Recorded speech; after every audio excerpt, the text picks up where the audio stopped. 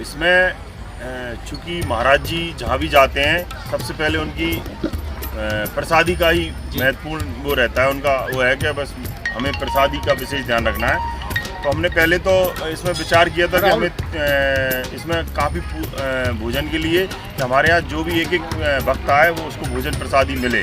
तो उसमें फिर ऐसे हम लोगों की जो भक्त मंडल की मीटिंग हुई, माननीय विधायक जी का कहना था कि ये 7 दिन का आयोजन है, तो पता चला कि नीचे बिठाल के अगर हम खिलाते हैं किसी को तो फिर हमारे सेवादार भी हैं और फिर बैठने उठने में कई लोगों को दिक्कत भी आती है। तो फिर ऐसा विचार बना कि क्यों ना हम टेबल कुर्सी पर बिठाल के ही भंडारा आयोजित करें। अच्छा, कितने लोगों को हम एक साथ बैठा के खाना खिला सकते हैं? ये पूरे पंडाल में लगभग 5000 व्यक्तियों की हम एक बार में व्यवस्था कर रहे हैं कि एक बार में 5000 व्यक्ति आराम से प्रसादी प्राप्त कर पाएँ। अच्छा, प्रसादी कितने समय से आरंभ हो जाएगी, कितने टाइम तक चलेगी? में हम लोगों ने सुबह का टाइम रखा है 10 बजे से लेकर 12:30 बजे तक की प्रसादी रहेगी। फिर इसके बाद महाराज जी की कथा प्रारंभ होगी और कथा के जस्ट बाद 4:30 बजे के बाद फिर से दोबारा से ये भोजन। तकरीबन कितने लोग हो जाएंगे? 25,000 50,000 खाना? कम से कम 50,000 की तो अभी हमें पहले दिन से ही अनुमानित है कि हम 50,000 लोगों की व्यवस्था कर रहे हैं और जैसे जैसे माहौल बनेगा वैसे वैसे हमारी व्यवस्थाएँ भी सब कंप्लीट है। कार्यकर्ता सब तैयार है? सारे कंप्लीट है। हमारे यहाँ करीबन 1000 सेवादार जो केवल की इस भोजनशाला में ही सेवा देंगे, वो सेवादार तैयार हैं और वो इतना उत्साह है। अशोकनगर तैयार है लोगों की सेवा करने के लिए, अशोकनगर तैयार है लोगों को भोजन कराने के लिए, अशोकनगर तैयार है बागेश्वर धाम सरकार की कथा की मेजबानी करने के लिए, अशोकनगर तैयार है भक्ति में डूबने के लिए। और तैयारियां पूरी हो चुकी हैं।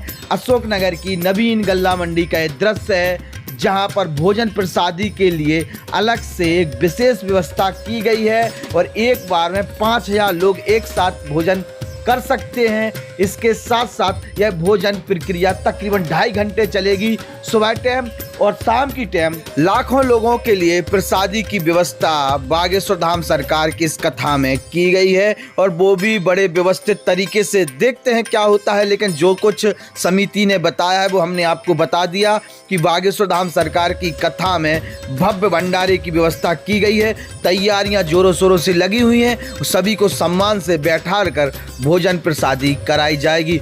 अशोकनगर से सटे हुए तमाम जिले जो भी हैं वहां से भी लाखों की भीड़ आ सकती है और हर प्रकार की तैयारी यहां पर कमेटी द्वारा की गई है। क्योंकि बागेश्वर धाम सरकार की कथा में जन सैलाब उमड़ता है, उस जन सैलाब को व्यवस्थित करने, उनको भोजन प्रसादी करने का जिम्मेदारी कहीं ना कहीं अशोकनगर की इस कमेटी ने उठाई है, जिसमें यहाँ के विधायक जगपाल सिंह जज जी खुद शामिल हैं और वो पूरे कार्यक्रम को लीड कर रहे हैं। तो बागेश्वर धाम सरकार का दरबार सज चुका है, भोजन प्रसादी की तैयारियां हो चुकी हैं और बागेश्वर धाम सरकार के स्वागत के लिए अशोकनगर तैयार है। देखते हैं किस प्रकार का दृश्य इस पूरी कथा में होता है और किस प्रकार का संदेश इस कथा से जन समुदाय के लिए निकलकर सामने आता है। तो नमस्कार दोस्तों, कैसे हैं आप सभी।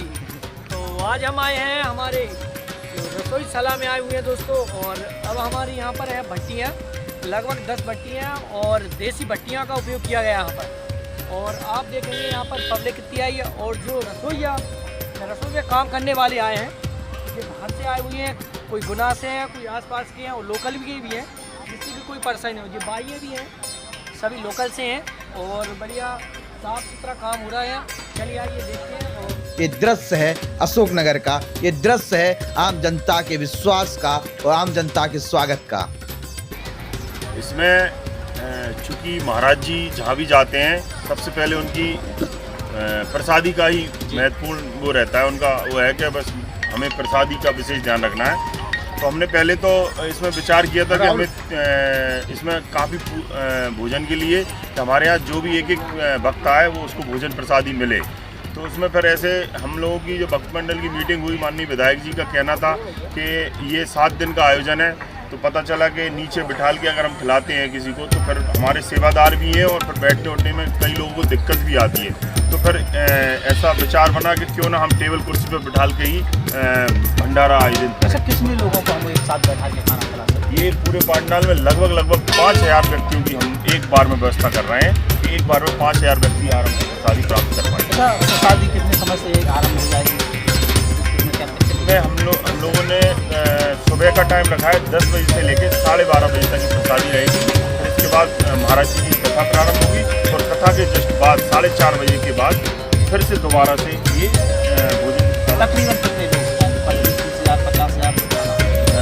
कम से कम 50,000 की तो अभी हमें पहले दिन से ही अनुमानित है कि हम 50,000 लोगों की व्यवस्था कर रहे हैं और जैसे जैसे माहौल बनेगा वैसे वैसे हमारी व्यवस्थाएं भी सब कंप्लीट है।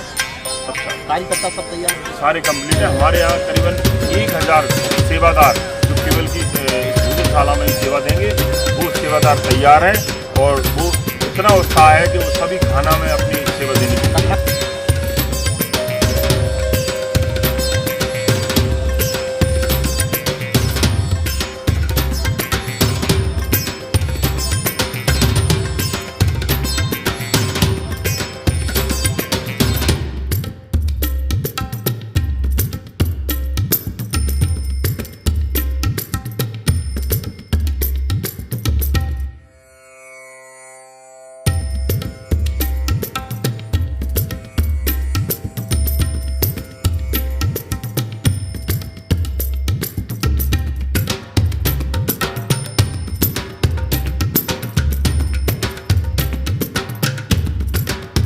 हमारे YouTube channel the Bundelkhand post को सब्सक्राइब करें।